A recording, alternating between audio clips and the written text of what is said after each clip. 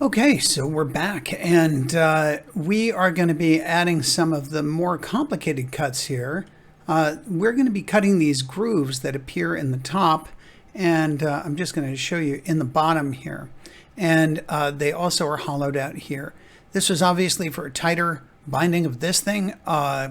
This wrought iron, or I guess it's wrought iron, this wrought iron bar that runs around was embedded in this thing. So we're going to work on it, re-embedding it in our digital model. If we look at this image, you can see this is this hollowed out area, and here's this hollowed out area, and there's the axis. So let's put the axis in. I'm going to add another cylinder, and I'm going to S-Shift-Z to scale it down on everything but the Z axis. We're going to bring it in right in here. It'll be nice and small. It's actually about that size. So I can now do SZ. We'll change the material of this later on, but I just want it there for my visual reference if I have to go into wireframe mode. So this object, this cutout, how can I cut this out? Now, I could go in here, and by the way, I've joined all of these. I could go in here and try and pull this down. I could make this a vertex. I could put on proportional editing. I could make it spheroid, and I could pull this. I could move this GZ. Wait, I'm sorry.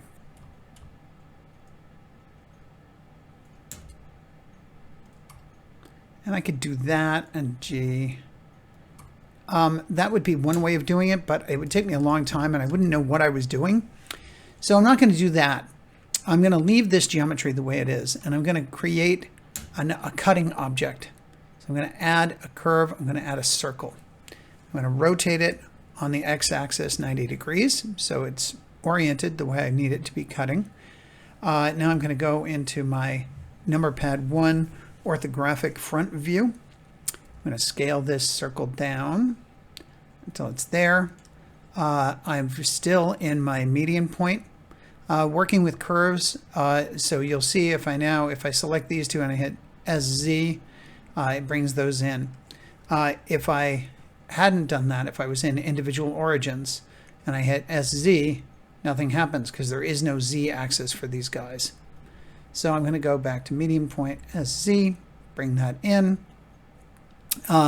I actually need to subdivide this because I need to make this have a little more control.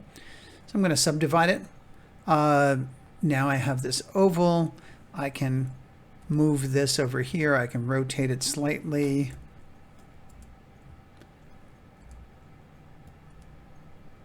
So I think that's about right. This is going to rotate. It's going to be flat. It's going to go right through here, because it does cut through the bottom there. So I'm going to scale it up. And now I'm going to go into this wireframe mode. I didn't realize I was going to use it so soon. But this is basically where I want this. Here's this. I'm actually doing this only for my own edification. I'm not actually going to use the bottom half at all. I'm only using the top. I'm going to build this. Okay, so now, how will I know if this is cutting the right way? This object is just a curve. It can't cut a mesh. I mean, it can cut a mesh, but it's not going to do it. I'm actually going to do it this way. It won't cut a mesh with a boolean, certainly. Excuse me. I am using, I went to the curve data, and I went down to the geometry tab, open geometry. In geometry, I have offset, extrude, taper object, taper radius, and then I come to bevel. And that's what I wanted to do. I want to create a bevel here. And my bevel resolution, I think, is there. That's about it. Now I want to increase the size of my vertices here, so this bevel gets bigger. So I'm going to increase the mean radius across the bottom. And that actually cuts a lot more out, but that's okay. That's actually what I want. And then I also want to increase the radius of this vertex here. I want it to be bigger. Okay, so now let's look at what that shape looks like. We'll go into textured mode. So I know that this isn't going to actually, I don't want it to cut all the way through this object. So I'm going to move this GZ because it doesn't actually cut all the way through this top of hamburger bun here. But it does do that here. Okay, so I'm going to convert this object into a mesh now. Object, convert to mesh.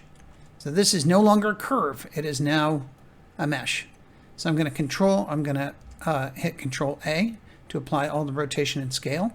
And now because I want it to match side to side here, top and bottom, I'm going to go to Edit again, and I'm going to hit Auto Mirror Z, positive. And now it's the same shape all the way through this object. So as I told you, I joined these objects before. I did that off screen. I'm sorry, I forgot to tell you in the first place, but now it's done. These cut exactly where I need them to be. Now I'm going to get a boolean here. And I'm going to use this my cutting object, this Bezier circle. Now that doesn't look right to me, and I don't know exactly what's wrong. But I'm going to do a fast cut. And let's just see if I apply this and then I hide this, does that look right?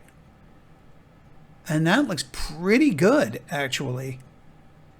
That looks a lot like what this thing is here, right? This might be a little bit wider, but I'm going to bet that a little bit of this was wear and tear. So I think that that looks very realistic. Now, I do have a problem here, which is that I cut right through this object. So because this object here, these faces here, I need to fill these in. So basically, what I'm going to do, so I'm going to create some n-gons here. Let me select this. I'm going to select all.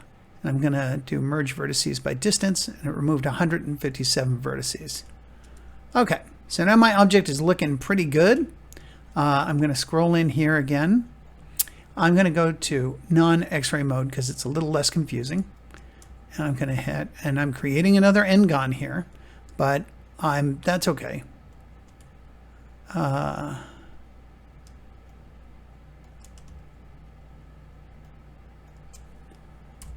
So I've filled there, and now I'm going to fill all the way around here.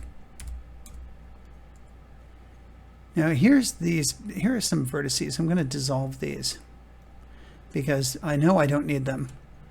You know, I don't know how these got here, but I don't need them. By the way, if anybody saw my weird vertices and can explain where they came from and what they were doing in my model, I'd love to see it. I'm going to select across here.